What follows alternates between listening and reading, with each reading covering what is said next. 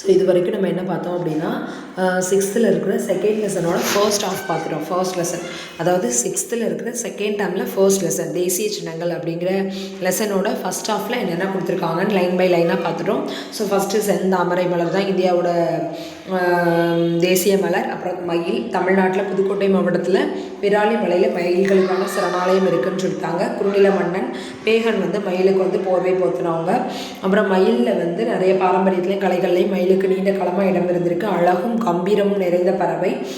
அது இந்தியா முழுவதும் இருக்கிறனால தான் அது தேசிய பறவையாக தேர்ந்தெடுக்கப்பட்டிருக்குன்னு சொல்லிட்டாங்க.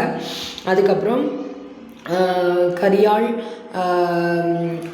டால்ஃபின், அதாவது ஓங்கில் அப்படின்னு அழைக்கப்படுற அந்த நீர்வாழ் பாலூட்டியை அதுக்கப்புறம் பார்க்குற மாதிரியும் அது மீயொலிகளை பயன்படுத்தி இறைய படிக்கக்கூடிய திறனுடையது, பார்வை திறன் குறைவானது அப்படின்னும் சொல்லியிருக்காங்க.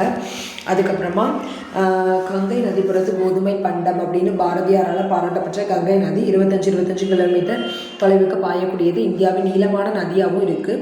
பிரம்மபுத்திரா 2900 கிலோமீட்டர் நீளமுடையதாக இருந்தாலும் இந்தியாவில் அது பாயக்கூடிய தொலைவு ரொம்ப கம்மி தான் அப்படின்னு சொல்லியிருக்காங்க. இப்போ இமாம் பசந்த் அப்படிங்கிற மாம்பழத்தை சுவைக்கிறாங்க. இந்த முகலாயர் காலத்தில் மன்னர்களுக்காக விளைவிக்கப்பட்ட சிறப்புகை மாம்பழமாக இருக்குது, ரொம்ப ருசியாக இருக்குது.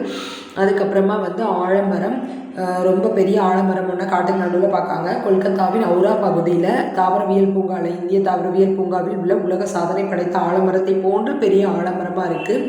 சென்னையில் அடையாறு தியாசாகுவில் சொசைட்டியிலும் ஒரு பெரிய ஆலமரம் இருக்குது அப்படின்னு சொல்லிட்டாங்க. அப்புறம் காட்டை யானைகள் பார்க்காங்க. யானைகள் ரொம்ப ஆக்ரோஷமான விலங்காக இருக்குமே அப்படின்னு சொல்கிறாங்க. இல்லை, நம்ம தொந்தரவு கொடுக்காத வரையும் எந்த உயிரினமும் நம்மளையும் தொந்தரவு பண்ணாது அப்படின்னு சொல்லிட்டு பழங்குடி வழிகாட்டிகளை பயன்படுத்தணுன்னா எந்த பிரச்சனையும் நமக்கு வராதுன்னு சொல்லிட்டு போகிறாங்க. அதுக்கப்புறம் அங்கே ஒரு ராஜநாகத்தோட கூட பார்க்காங்க. உலகத்திலேயே கூடு கட்டி அதில் முட்டை வச்சு இனப்பெருக்கம் செய்யக்கூடிய பாம்பு வகை. ரொம்ப சாதாரணமாக 18 அடி நீளம் வளரும் நச்சுத்தன்மை கொண்ட பாம்புகளில் உலகத்திலே நீளமானது இது அப்படின்னு சொல்கிறாங்க. ஹோமிபாகஸ் ரானா அப்படின்னு அழைக்கப்படுது. அதுக்கப்புறமா புலி மொத்தத்தில் இந்திய காடுகளோட ராஜான்னு, உண்மையான ராஜான்னு சொல்லத்தக்க அளவுக்கு ரொம்ப வியக்கத்தக்க அளவில் உள்ளது தான் புலி. அப்புறம் மாநில விலங்கு வரையாடு, மாநில பறவை மரகதப்புறா, மாநில மலர் செங்காந்தல் மலர், மாநில மரம் பனைமரம் அப்படின்னு சொல்லி பார்த்தாச்சு. இந்த பேஜ் ரொம்ப இம்பார்ட்டன்டானது. இதில் என்ன பார்த்துருக்கோன்னா 1950 ஆலமரம். இது பெருமையோட சின்னமாகவும் மருத்துவ குணம் கொண்டதாகவும் இருக்குது. தாமரை மலர் சேற்று நீரில் வளரும் அழகான மலராக இருக்குது. 1950 இன்னொன்று மாம்பழம், வைட்டமின் A, C, DA அதிக அளவில் கொண்டது. பெரும்பாலும் சமவெளிகளில் விளைவிக்கப்பட்டதாக இருக்குது. ராஜநாகம் ஹோமிபாகஸ் ராஹானா, இது உலகில் விஷத்தன்மை கொண்ட மிக நீளமான பாம்பு. இந்தியாவோட மலைக்காடுகள் மற்றும் சமவெளிகளில் வாழக்கூடியதாக இருக்குது. ஆற்று ஓங்கில் 2010 தான் வாழும் ஆற்றில் சூழல் அமைவின் நிலையை உணர்த்தும் விதமாக செயல்படுகிறது. அருகி வரும் உயிரினமாகவும் இருக்குது. ஆசியாவை தாயமாக கொண்டது தான். வாழும் காட்டுப்பகுதிகளில் பாதுகாப்பில் முக்கிய பங்கு வகிக்கிறது. ஆசியாவை தாயமாக கொண்டது தான் வாழும் காட்டுப்பகுதிகளோட பாதுகாப்பதில் முக்கிய பங்கு வகிக்கிறது தான் யானை. கங்கை ஆறு 2008, இது வற்றாத ஆறு. வரலாற்று புகழ் பெற்ற தலைநகரங்கள் இந்த ஆற்றங்கரையில் தான் செழித்தோங்கியிருக்குன்னு சொல்லியிருக்காங்க. அப்புறம் லாக்டோபேசிலஸ் 2012, 1 போட்டால் 2 மாறும். இது தோழமை பாக்டீரியா. இது லாக்டிக் மற்றும் பாக்டீரியங்களோட குழுவில் முக்கிய பங்கு வகிக்குது அப்படின்னு போட்டாங்க. மயில் 1963, இந்தியாவை தாயமாக கொண்டது. தொகையை கொண்ட பறவை மயில். புலி 1973, பூனை இனத்தில் மிகப்பெரியது. உலகின் மொத்த புலிகள் எண்ணிக்கையில் இந்தியாவில் 70% இங்கே தான் இருக்குது அப்படின்னு சொல்லியாச்சு. அப்புறமா என்ன பார்க்க போகிறோன்னா பிற தேசிய சின்னங்கள். இன்னும் நமக்கு என்னென்ன தேசிய சின்னங்கள்லாம் இம்பார்ட்டன் ஆனது அப்படின்னு ஒன்று ஒன்றா பார்க்க போகிறோம். ஒரு எக்ஸ்ப்ளனேஷன் பார்த்துட்டு அப்படி ஒன்று ஒன்றா மூவ் ஆகலாம். தேசிய கொடி. நமது தேசிய கொடியில் 3 வண்ணங்களும் சம அளவில் கிடைமட்டமாக அமைந்துள்ளன. மேல் பகுதியில் உள்ள காவி நிறம் வீரத்தையும் தியாகத்தையும் குறிக்கிறது. கீழ்ப்பகுதியில் உள்ள பச்சை நிறம் செழுமையையும் வளத்தையும் குறிக்கிறது. இடையில் உள்ள வெள்ளை நிறம் நேர்மை, அமைதி மற்றும் தூய்மையை குறிக்கிறது. நடுவில் கருநீல நிறத்தில் அமைந்துள்ள அசோக சக்கரம் அறவழியையும் அமைதியையும் வலியுறுத்துகிறது. தேசிய கொடியின் நீள அகலம் 3:2 என்ற விகிதத்தில் அமைந்துள்ளது. நடுவில் உள்ள அசோக சக்கரம் 24 ஆரங்களை கொண்டுள்ளது அப்படின்னு சொல்லிட்டாங்க. ஸோ இந்திய தேசிய கொடியை ஆந்திராவை சேர்ந்த பிங்காலி வெங்கையா என்பவர் வடிவமைத்தார். விடுதலை இந்தியாவின் முதல் தேசிய கொடி தமிழ்நாட்டில் உள்ள குடியாத்தத்தில் வேலூர் மாவட்டத்தில் நெய்யப்பட்டது. இக்கொடியை பண்டித ஜவஹர்லால் நேரு அவர்கள் 15/8/1947 செங்கோட்டையில் ஏற்றினார். இக்கொடி தற்போது சென்னையில் உள்ள புனித ஜார்ஜ் கோட்டையில் அருங்காட்சியகத்தில் பொதுமக்கள் பார்வைக்கு வைக்கப்பட்டுள்ளது. ஸோ ஃபஸ்ட் நம்ம என்ன பார்த்துருக்கோம் அப்படின்னா தேசிய கொடி. நம்மளுடைய தேசிய கொடியில் வந்து 3 வண்ணங்கள் இருக்குது. என்னதெல்லாம்? காவி நிறம். காவி நிறம் வந்து வீரத்தையும் தியாகத்தையும் குறிக்கிறதா இருக்குது. வீரத்தையும் தியாகத்தையும் குறிக்கிறதா இருக்குது. கீழ்ப்பகுதியில் பச்சை நிறம் செழுமையும் வளத்தையும் குறிக்கிறதா இருக்குது. நம்மளோட செழுமையும் வளத்தையும் குறிக்கிறது இருக்குது. இடையில இருக்க வெள்ளை நிறம் வந்து நேர்மை, அமைதி மற்றும் தூய்மையை குறிக்கிறதா இருக்குது. நேர்மை, அமைதி மற்றும் தூய்மையை குறிக்கிறதா இருக்குது. நடுவில் கருநீல நிறத்தில் அமைந்துள்ள அசோக சக்கரம் அறவழியையும் அமைதியும் வலியுறுத்துகிறது. கருநீல நிறத்தில் அமைந்துள்ள அசோக சக்கரம் வந்து அறவழியையும் அமைதியும் வலியுறுத்துகிறது. தேசிய கொடியின் நீள அகலம் 3:2 என்ற விதத்தில் அமைந்துள்ளது. நடுவில் வந்து அசோக சக்கரம் அமைஞ்சிருக்கு. அது வந்து கருநீல நிறத்தில் அமைஞ்சிருக்கு. அது வந்து 24 ஆரங்களை கொண்டதாக இருக்குது அப்படின்னு சொல்லிட்டாங்க. ஸோ ஃபர்ஸ்ட் என்ன பார்த்தோம்னா காவி நிறம். காவி நிறம் வந்து வீரத்தையும் தியாகத்தையும், பச்சை நிறம் செழுமையும் வளத்தையும் குறிக்குது. இடையில இருக்க வெள்ளை நிறம் வந்து நேர்மை மற்றும் அமைதியை குறிக்குது. நேர்மை மற்றும் அமைதியை குறிக்குது. தூய்மையையும் குறிக்கிறதா இருக்குது. நடுவில் கருநீல நிறத்தில் அமைந்துள்ள அசோக சக்கரம் அறவழியையும் அமைதியையும் வலியுறுத்துகிறது. அறவழியையும் அமைதியையும் வலியுறுத்துகிறது. தேசிய கொடியின் நீல அகல முறையே 3:2 என்ற விதத்தில் அமைந்துள்ளது. நடுவில் அசோக சக்கரம் இருக்குது. அது 24 ஆரங்கள். ஒரு நாளைக்கு 24 மணி நேரம் இல்லையா? ஸோ 24 ஆரங்கள் வந்து இருக்குது அப்படின்னு சொல்லி ஞாபகம் வச்சுக்கோங்க. 3 பங்கு நீளமும் 2 பங்கு அகலமும் 3:2 அப்படிங்கிற விதத்தில் அமைஞ்சிருக்கு. அப்புறம் இந்திய தேசிய கொடியை வந்து ஆந்திராவை சேர்ந்த பெங்காலி வெங்கையா அப்படிங்கிறவங்க தான் வடிவமைச்சிருக்காங்க. இந்திய தேசிய கொடியை ஆந்திராவை சேர்ந்த பெங்காலி வெங்கையா என்பவர் வடிவமைத்தார். விடுதலை இந்தியாவின் முதல் தேசிய கொடி தமிழ்நாட்டில் உள்ள குடியாத்தத்தில் வேலூர் மாவட்டத்தில் நெய்யப்பட்டது. இந்திய தேசிய கொடியை ஆந்திராவை சேர்ந்த பெங்காலி வெங்கையா என்பவர் வடிவமைத்தார். விடுதலை இந்தியாவோட முதல் தேசிய கொடி வந்து தமிழ்நாட்டில் உள்ள குடியாத்தத்தில் வேலூர் மாவட்டத்தில் நெய்யப்பட்டது. ஸோ விடுதலை இந்தியாவோட முதல் தேசிய கொடி எங்கே நெய்யப்பட்டதுன்னு கேட்டோம்னா அது வந்து தமிழ்நாட்டில் தான், குடியாத்தத்தில் வேலூர் மாவட்டத்தில் நெய்யப்பட்டது. இக்கொடியை பண்டித ஜவஹர்லால் நேரு அவர்கள் 15/8/1947 அன்று செங்கோட்டையில் ஏற்றினார். ஸோ சுதந்திர இந்தியாவில் அப்போ இருந்த பிரதம அமைச்சர் வந்து ஏற்றிருக்காங்க 15/8/1947 செங்கோட்டையில். இக்கொடி தற்போது சென்னையில் உள்ள புனித ஜார்ஜ் கோட்டை அருங்காட்சியகத்தில் பொதுமக்கள் பார்வைக்காண்டி வைக்கப்பட்டிருக்கு. அப்புறம் கொடி காத்த குமரன். திருப்பூர் குமரன் ஈரோடு மாவட்டத்தில் உள்ள சென்னிமலையில் பிறந்தார். இள வயதில் இருந்த இந்திய விடுதலை போராட்டத்தில் கலந்து கொண்டார். 1932 காந்தியடிகளை கைது செய்ததை கண்டித்து நாடெங்கிலும் போராட்டங்கள் நடைபெற்றன. காந்தியை விடுதலை செய்ய கோரி நடந்த போராட்டத்தில் திருப்பூர் குமரன் கலந்து கொண்டார். காவல்துறையினரின் கடுமையான தாக்குதலுக்கு உட்பட்டு உயிர் துறந்தார். போராட்ட களத்தில் உயிர் நீத்த போது மூவர்ண கொடியை கீழே விடவில்லை. இதனால் திருப்பூர் குமரன் கொடிக்காத்த குமரன் என்று அழைக்கப்படுகிறார். அவரது தியாகத்தை நினைவு கூறும் வகையில் அவரது 100ஆண்டில் இந்திய அரசு அவரது உருவம் பொறித்த அஞ்சல் தலையை வெளியிட்டு சிறப்பித்தது. ஸோ கொடிக்காத்த குமரன் திருப்பூர் குமரன் ஈரோடு மாவட்டத்தில் உள்ள சென்னிமலையில் பிறந்தார். இள வயதிலிருந்து இந்திய விடுதலை போராட்டத்தில் வந்து இவர் கலந்து கொண்டார். 1932 காந்தியடிகளை கைது செய்ததை கண்டித்து நாடெங்கிலும் போராட்டங்கள் நடைபெற்றன. காந்தியை விடுதலை செய்ய கோரி நடந்த போராட்டத்தில் திருப்பூர் குமரன் வந்து கலந்து கொண்டார். காவல்துறையினரின் கடுமையான தாக்குதலுக்கு உட்பட்டு உயிர் துறந்தார். போராட்ட களத்தில் உயிர் நீத்த போதிலும் மூவர்ண கொடியை வந்து கீழே விடவே இல்லை. இதனால் திருப்பூர் குமரன் வந்து கொடிக்காத்த குமரன் என்று அழைக்கப்படுகிறார். அவரது தியாகத்தை நினைவு கூறும் வகையில் அவரது 100ஆண்டில் இந்திய அரசு அவரது உருவம் பொறித்த அஞ்சல் தலையை வந்து வெளியிட்டு சிறப்பித்தது. ஸோ அவருடைய 100ஆண்டு என்னதுன்னா 2004 இந்த ஸ்டாம்பில் வந்து ரொம்ப ஸ்மாலாக போட்டிருக்காங்க பாருங்கள், 2004 அப்படிங்கிறது. ஸோ இதில் என்ன சொல்லியிருக்காங்கன்னா திருப்பூர் குமரன் ஈரோடு மாவட்டம் சென்னிமலையை சார்ந்தவர்.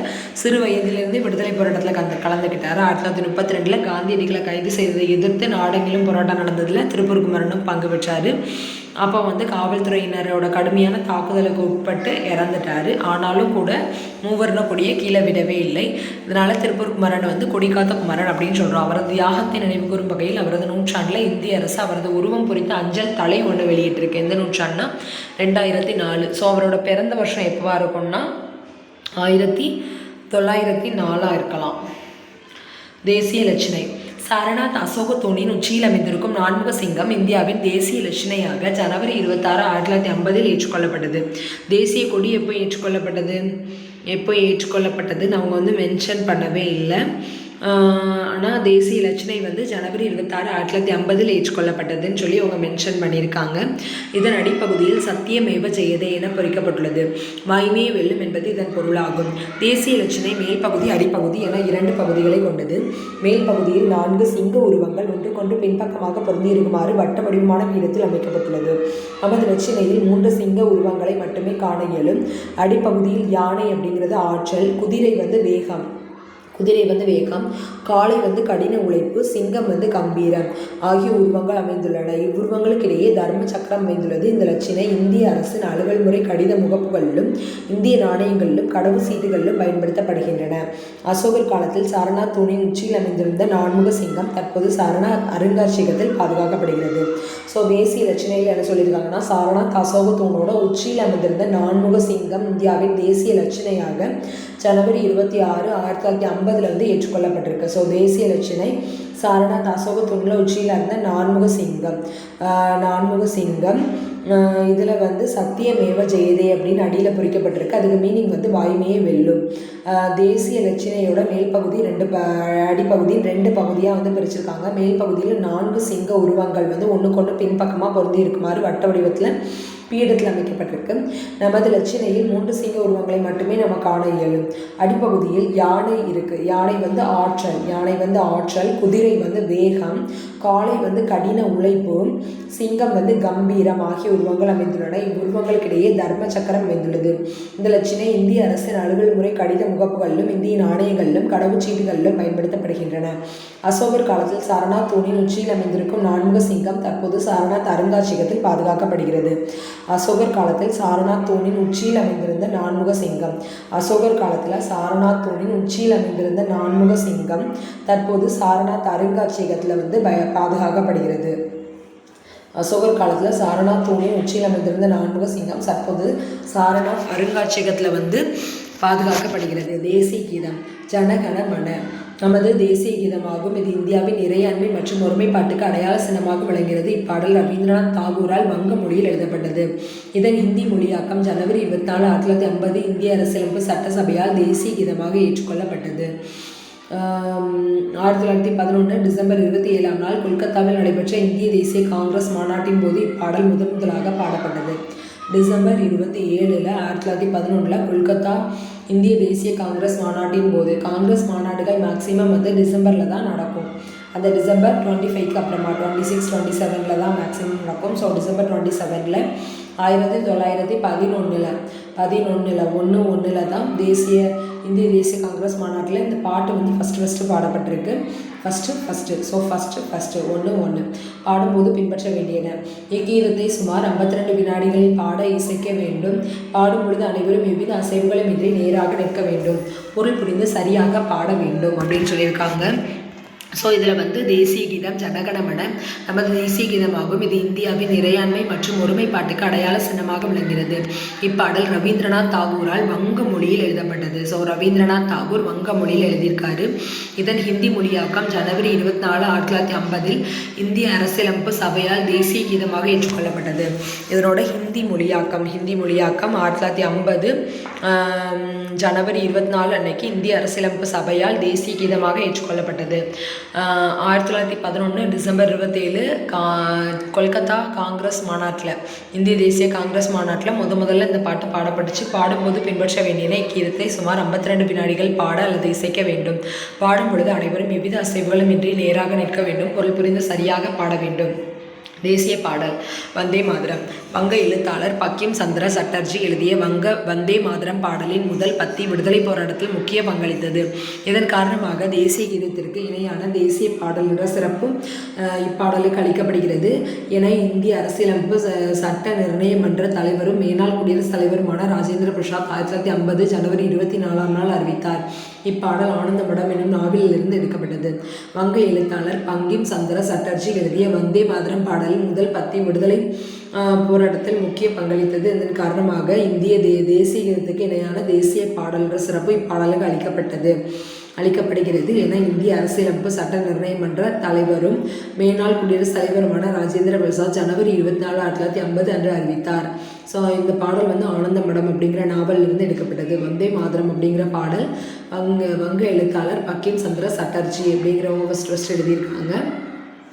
ஸோ இது வந்து ஆனந்த மடம் புக்கிலேருந்து எடுக்கப்பட்டிருக்கு. தேசிய உறுதிமொழி இந்தியா எனது தாய்நாடு என தொடங்கும் இந்திய தேசிய உறுதிமொழியினை பிதிமாரி வெங்கட சுப்புராவ் என்பவர் தெலுங்கில் எழுதினார்.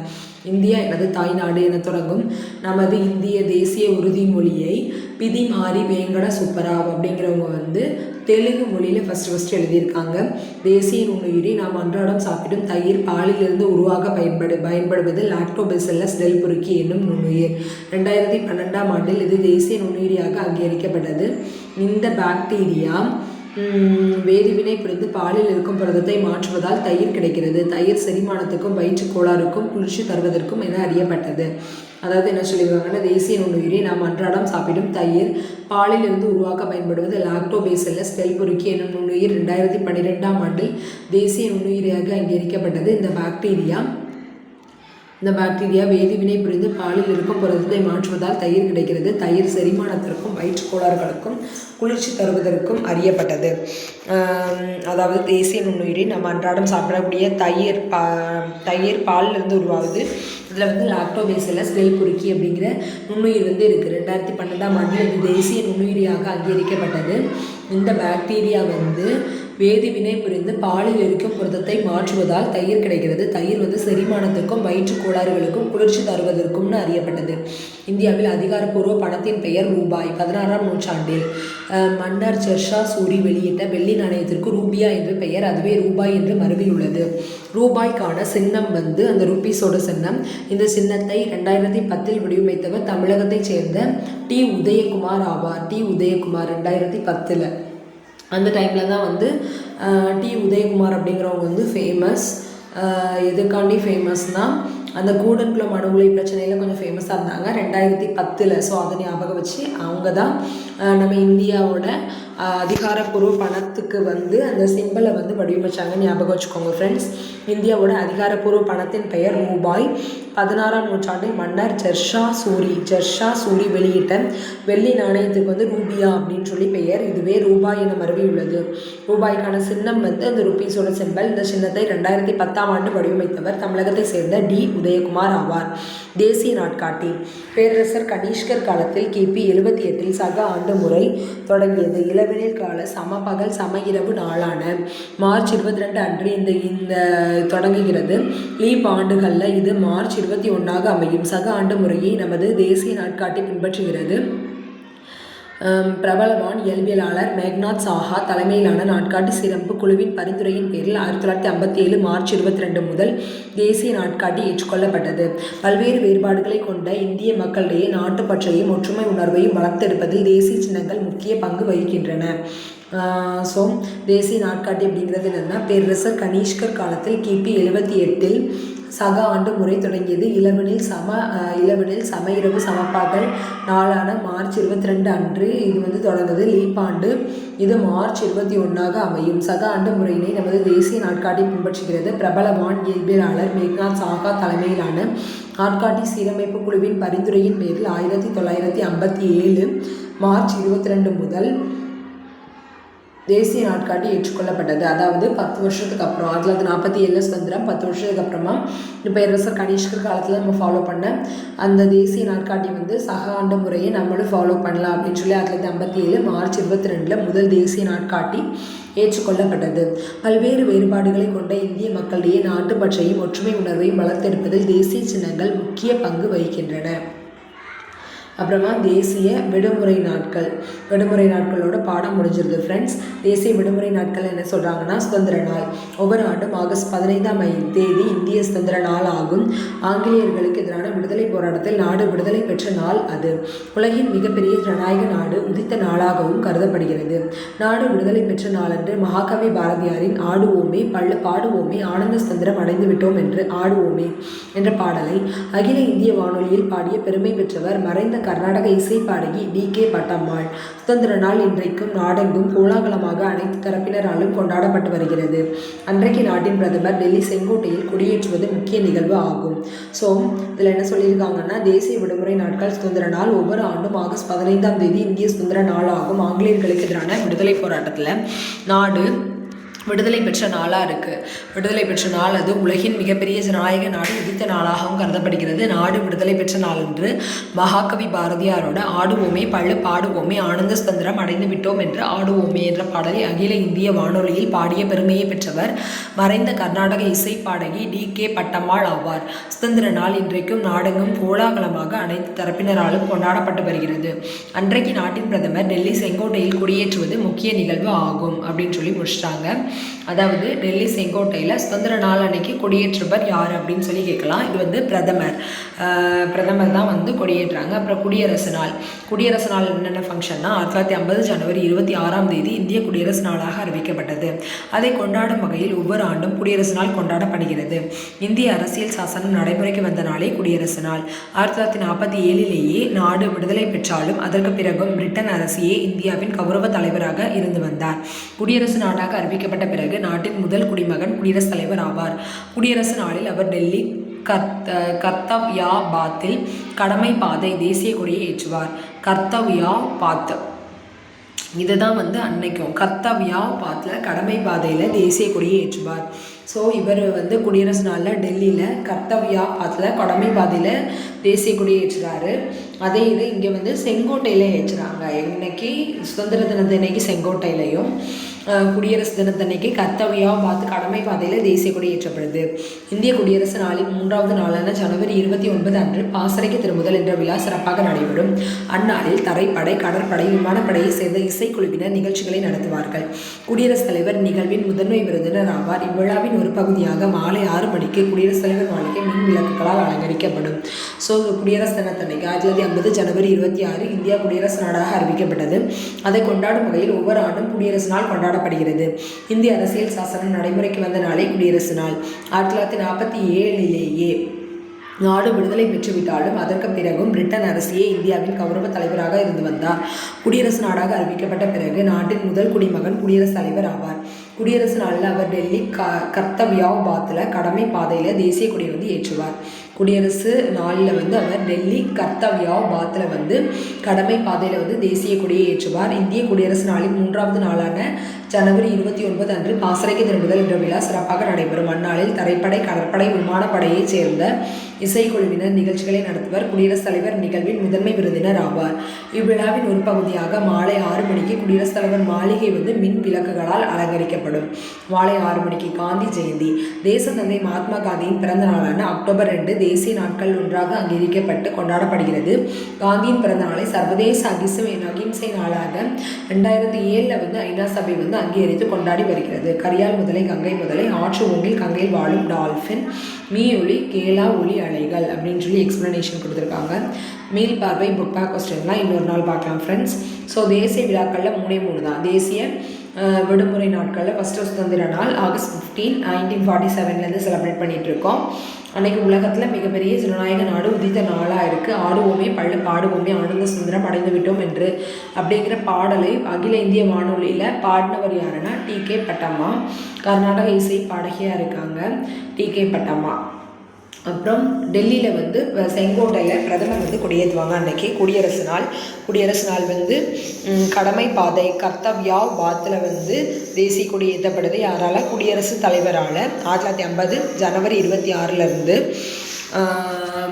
குடியரசு நாள். இந்திய அரசியல் சாசனம் நடைமுறைக்கு வந்த நாள் தான் குடியரசு நாள். 1947 விடுதலை பெற்றுவிட்டாலும் அதன் பிறகு பிரிட்டன் அரசு தான் இந்தியாவோட கௌரவ தலைவராக இருந்திருக்காரு. குடியரசு நாடாக அறிவிக்கப்பட்ட பிறகு தான் நாட்டின் முதல் குடிமகன் குடியரசுத் தலைவராக இருந்திருக்காரு. இந்திய குடியரசு நாளின் 3வது நாளான ஜனவரி 29 அன்று பாசறைக்கு திரும்புதல் அப்படிங்கிற விழா வந்து சிறப்பாக நடைபெறும்.